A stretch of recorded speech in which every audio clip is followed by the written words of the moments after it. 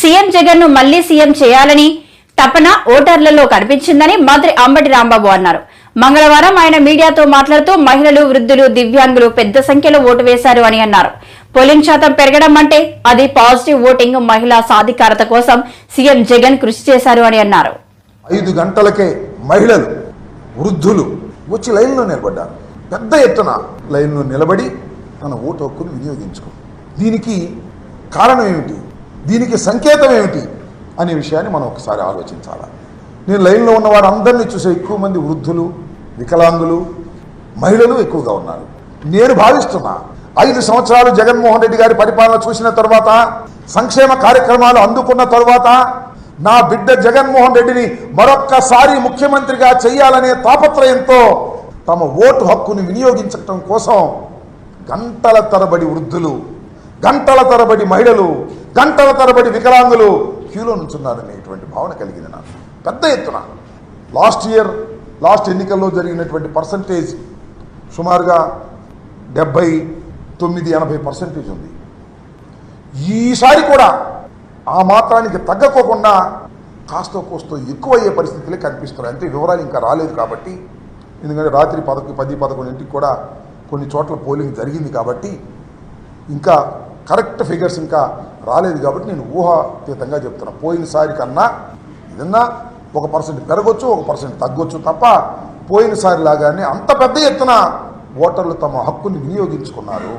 MPP ద్వారా ఆ phone ఇవ్వమన్నా అతను ఏదో రెచ్చిపోయి మాట్లాడాడు. నేనేంచిన అతనే నా దగ్గరికి వస్తేనే నేను రికమెండ్ చేశా. ఆ రోజుల్లో ఆ రాంబాబున చాలా అగ్లీగా మాట్లాడేటువంటి పరిస్థితి కనిపించాడు. ఏంటి ఆయన అగ్లీగా మాట్లాడుతున్నావు, you are not a rowdy, you are a police officer, why you are talking like that.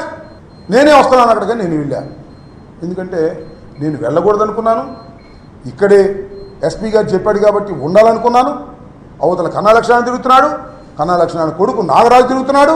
నేను వెళ్ళకపోతే నా క్యాడర్ ఒప్పుకోరని నేను అక్కడికి వెళ్తే అక్కడి నుంచి బయటకు వచ్చాడు.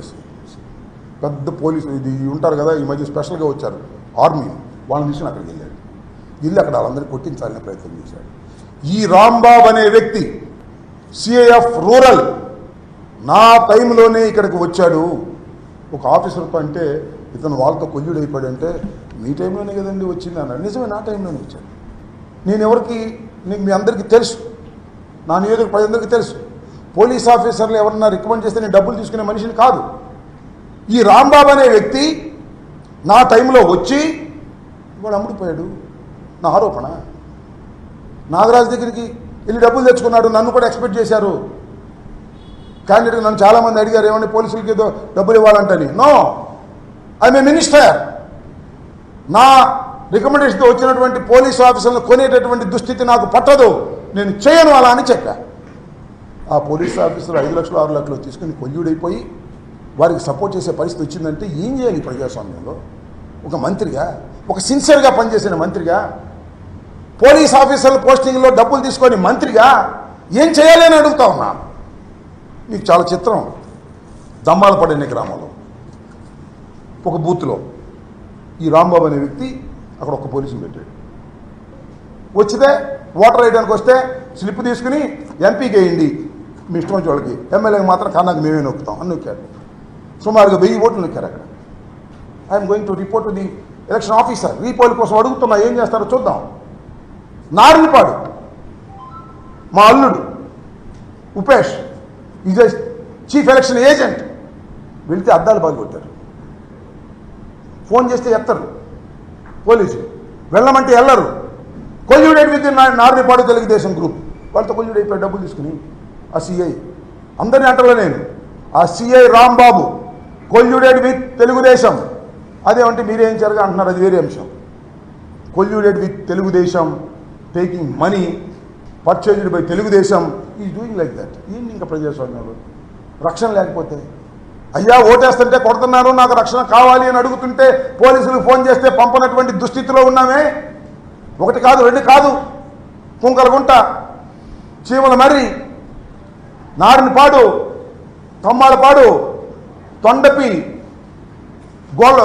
మన గుళ్ళపల్లి, మాదల, ఇవాళ కూడా మాదల్లో జరిగే పరిస్థితి కనిపిస్తా ఉంది. What is this? మీరు మార్చారు పోలీస్ ఆఫీసర్లు, ఎలక్షన్ కమిషన్ సిన్సియర్గా చేసేవాళ్ళని పెట్టారు మీరు. ఏంటి జరిగిందని అడుగుతా ఉన్నా. Review it. పోలీస్ ఏం చేసిందనే దాని మీద రివ్యూ జరగాలి ఎలక్షన్ కమిషన్ అని కూడా మనం చేస్తున్నా.